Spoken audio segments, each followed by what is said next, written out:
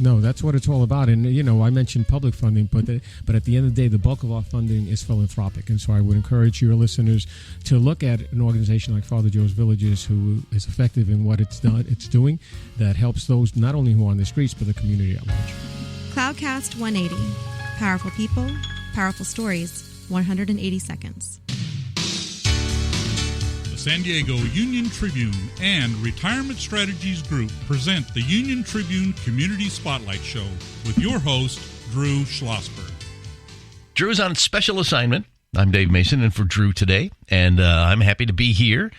It's always nice to be anywhere, but it's nice to be in San Diego, and it's nice to be learning about the things that affect all of us, whether we see it happening every day or it happens under the scenes, behind the scenes, in the darkness. And this is happening in the darkness, what we're talking about today, with the San Diego Women's Foundation and Katy Sawyer, who's the executive director of the San Diego Women's Foundation, and Katy Randall, regional director of San Diego Protect Program. Now, we one of the things that we have talked about is human trafficking, and Katy Randall, you've got some startling thoughts on this and how it all begins, and some of the things we were just talking about off of the air. Yeah, I think it's really important to note that hurt people hurt people. So we've got those that are exploiting these vulnerable boys and girls, but ultimately those people were also exploited and victims at some point as well. And so it's kind of a weird thought to have, but just having that understanding and, dare I say, grace for those that we want to help everybody. We want to help educate every single person, regardless of what kind of abuse you've been or what you've been through, and what kind of how I guess just what's the word, that if you that we all can.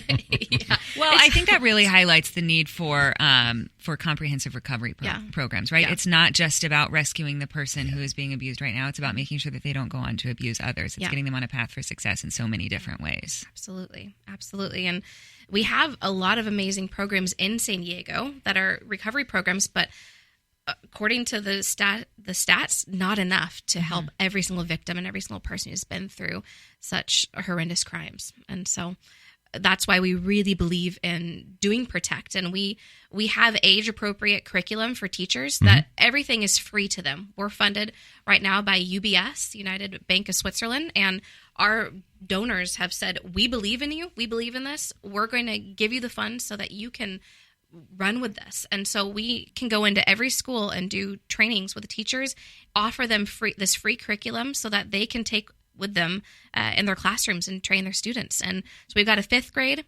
7th grade, 9th grade, and 11th grade curriculum. All age appropriate, talking about safe spaces, safe people, talking about how you're a masterpiece, that you're loved and valued. And we go in talking about what human trafficking is in 9th grade, and then in 11th grade talking about how you can be a modern day abolitionist, how you can rise up together and fight this among your peers. And this is an important thing to speak of. Now, today, we are so connected in this world. We're socially connected, and we are connected by media, all kinds of media, more so than just the broadcast media.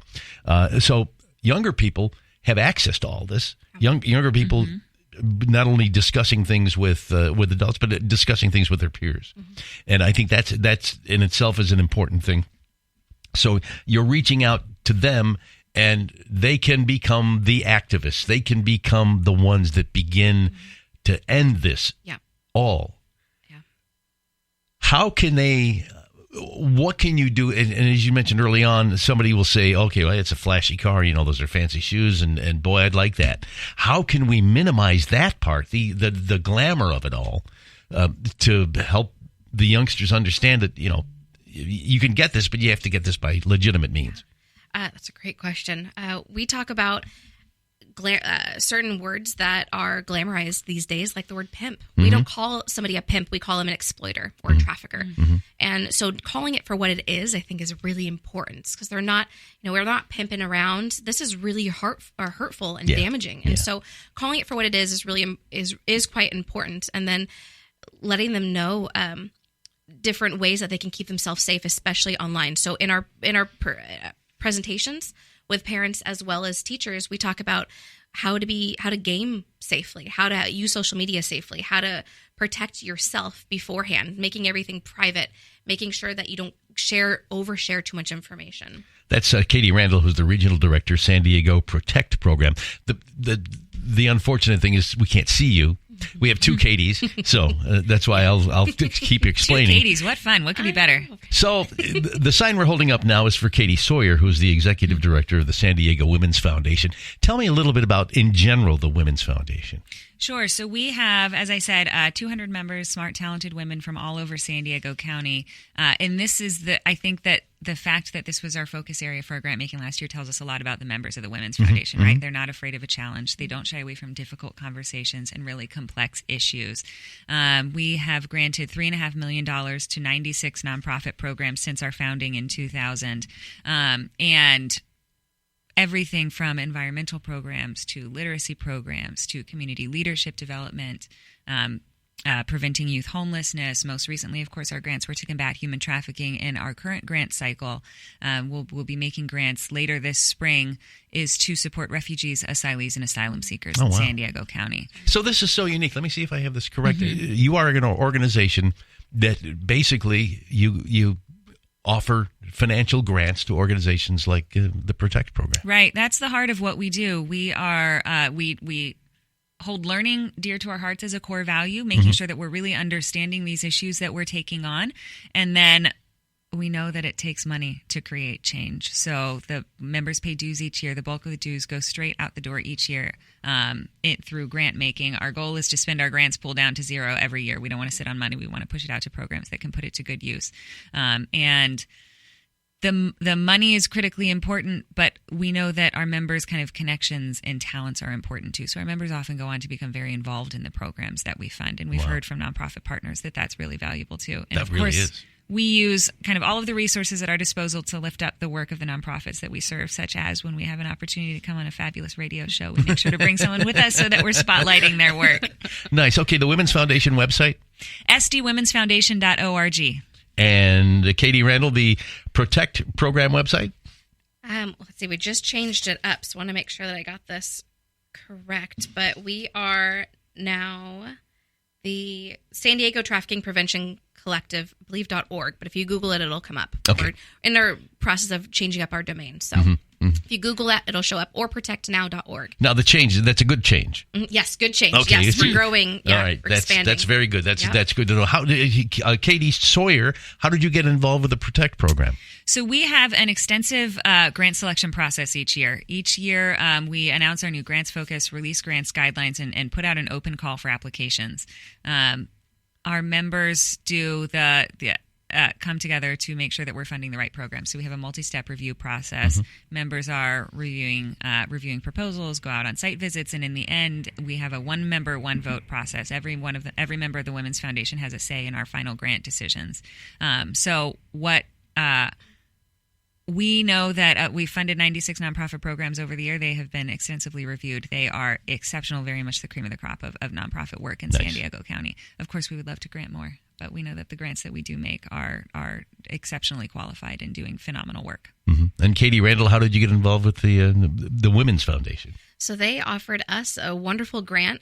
Part of our program is with PCI, and so they were able to grant that PCI an amazing grant, and we were able to use that grant with PCI in the Trafficking Prevention Collective. So that's kind of one thing that we do come together to collaborate together, and it is quite wonderful because we in San Diego and all around, there's a lot of amazing work being done. And so we don't want to be in competition with anybody. We all have the same end goal, and we want to move forward together.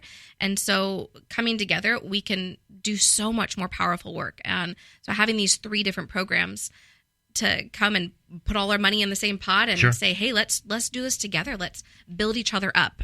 So that's how. We make grants every year, and I would say that this kind of collaboration is highly unusual and so incredibly effective. We know that if we want to be solving big issues in our community and other communities, it's not going to happen if everyone's kind of working in silos and competing for funds and trying to serve the same folks but duplicating services. So this kind of work is very, very, this kind of highly collaborative work involves the DA's office and schools and nonprofit and the business community. This is what it's going to take to solve issues like human trafficking in our community. So we were very, very excited to make this grant. And if I can make a suggestion, one of the things that you might do with the Protect program is really to get some of the stories out there, some of the stories of what has happened and how people have gotten involved in this situation and how you've helped them. I mean, I think that's going to help you. It's going to help everyone. Yeah. So, and I'm glad you told the story here today. We appreciate you being here. We really do. Katy Sawyer, the Executive Director of the San Diego Women's Foundation, and Katy Randall, Regional Director, San Diego Protect Program. And you'll find out more if you go to the website here that you're listening to right now, which is Cloudcast Radio. And I'm Dave Mason, and for Drew Schlossberg today on the San Diego Community Connection, where we talk with great people from San Diego County and really from around the nation, but and dealing with things like human trafficking, which, again, it's not something that we think about all the time, but we should think about it all the time. And if you're seeing somebody at the shopping malls downtown, at a social event, you might think, well, maybe there's something I can do to help, and the Women's Foundation can point you in the right direction. Thank you again so much. Thanks so much, Dave. The San Diego Union Tribune Community Connection Spotlight Show.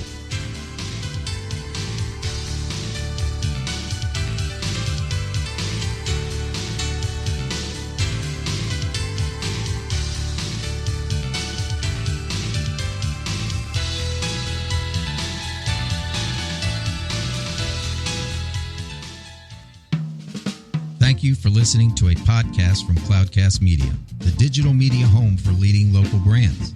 When it comes to amplifying your brand, a Cloudcast-sponsored show offers unbeatable value. Learn more at cloudcast.us. Cloudcast 180. Powerful people, powerful stories, 180 seconds. Welcome to Cloudcast 180, the 3-minute lightning round with changemakers here in San Diego. We're here with Ed Heiner, 20-year Navy SEAL, best-selling author, and education entrepreneur. Ed, welcome to the Cloudcast 180. Thanks for having me. Your book was called First Fast Fearless, so let's hit this fast and fearlessly. Real quick, you created a program to help change lives of high school students around the country. It's called Sealpreneurship. Tell our audience what it's all about. Well, it's about leading yourself. Getting a PhD in me, I teach kids how to take care of themselves and lead themselves first, and how to be their own entrepreneur, intrapreneur, if you will. Is it something you think public education is lacking, this concept of self-leadership? Absolutely. It's a mindset that kids don't get. My son doesn't get it in his school. The kids don't get it. It's something that, we're educating them, but to be mentally tough and be able to take charge of themselves and accountable for themselves is very unique. Okay. I've seen an overview of your curriculum, 23 evolutions, and you have a 23-minute podcast series. So what's up with 23? Chromosomes, right? It's all in all of us. We're all the same. 99.9% of everybody in this world is the same. And we use those chromosomes, 23 pairs, which was one of the concepts we teach as swim buddies, never be alone. Mm-hmm. Always work with someone else, collaborate, and be out there. Boy, that's a lesson for life for sure. Ed, you were in charge of basic and advanced training for the U.S. Navy SEALs, and I mentioned you're a 20-year SEAL. Tell our audience the greatest lesson from the SEALs that have changed you forever. Probably in the back of a helicopter one night in Iraq before I was getting ready to fly into an Al-Qaeda target, it dawned on me that when a pilot said, you have this many souls on board, it dawned on me that the opposite of fear is love. It's not else. I don't fight for what I hate in front of me. I fight for what's beside me and behind me that I love. Wow, it's a powerful concept. Wow. You've talked a lot about the blue-collar scholar as a concept. Fascinating. Tell our audience, what is the blue-collar scholar as it relates to your Sealpreneurship program? It's a mental concept where people take control. Don't outsource their life. Look, we're going to have people that are in white coats, suits and ties, doctors, PhDs. That's fine. Listen to that and learn your information from them. But eventually, you got to be that mechanic in your own life. You got to turn the wrench. This is happening. So basically, take control of your own life. Use what you can use from other people. Discard it, what you can't, and make that your own. Leadership is something that you do. It's you do with people, not to them. And one of the best forms of leadership I learned in the back of that helicopter is called MOM. Ed, Focus thanks. on mission, others, me. Mission, others, me. Ed, thank you for being here. This has been the Cloudcast 180. We hit it fast and fearlessly. We're out. Cloudcast 180. Powerful people, powerful stories, 180 seconds.